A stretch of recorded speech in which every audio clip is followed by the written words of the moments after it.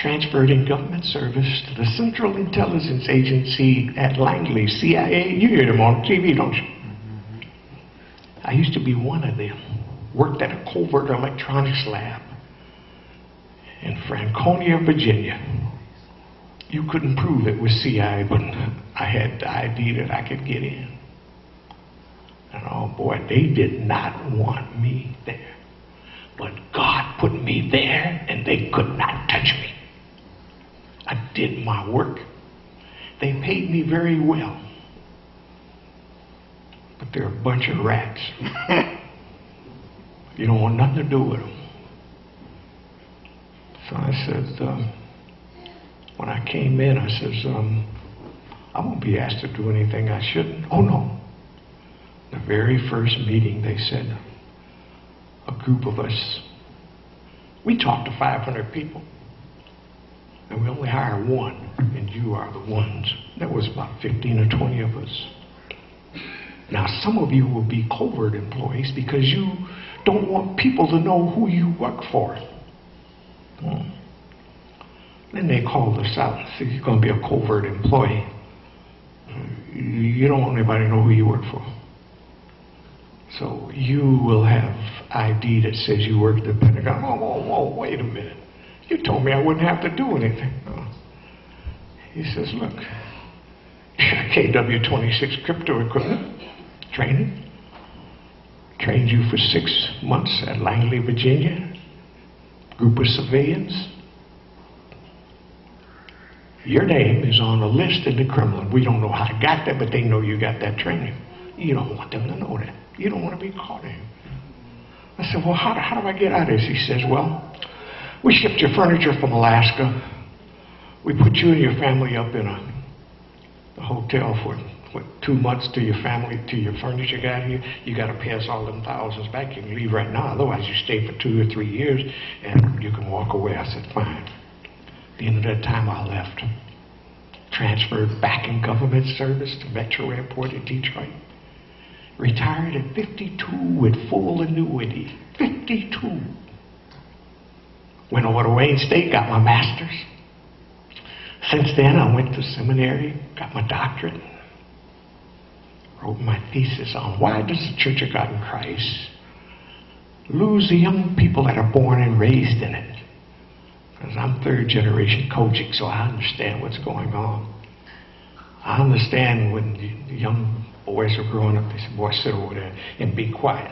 Don't you say nothing. And as soon as you can, you're out the door. Our church didn't treat their young people right.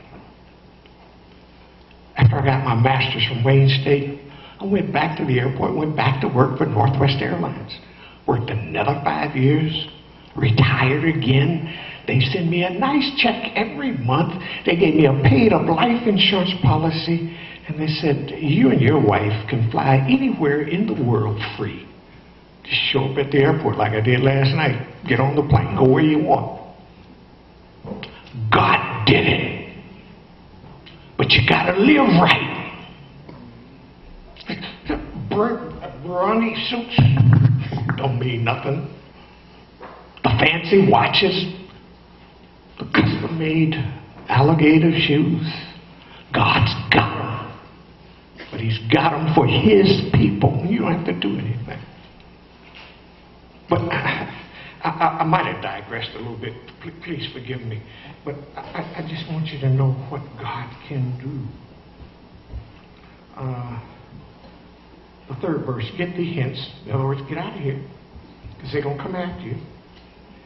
And hide thyself by the brook Chiron, that is before Jordan.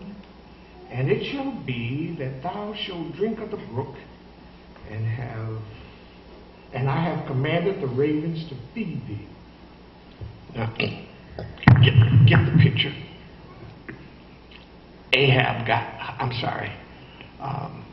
Elijah the Tishbite got past all the guards, all the security, got out of the castle because God told him, look, you get out of here quick because they're going to take your head.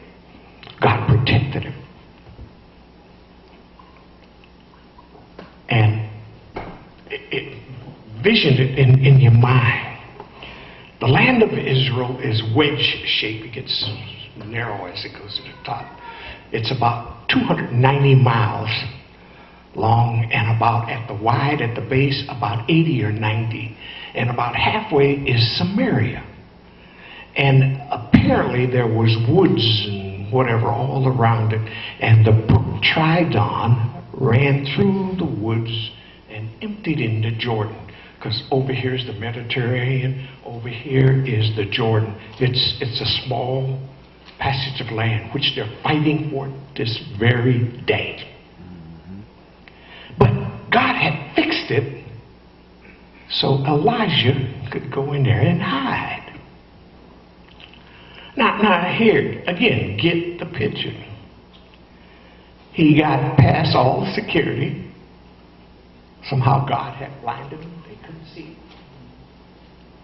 God will protect his people. He got into the woods and God told him, I've told the ravens. Now you've all seen the ravens and the crows and the seagulls picking at stuff. Garbage on the street. But he says, I told the ravens to come and feed you in the morning and at night. And you could drink from the brook. And I can imagine he put him a little hammock up, maybe made him a pallet, and he was at ease. And the ravens would come and feed him, bring him food. They would probably bring him what we call roadkill. They would probably bring him berries.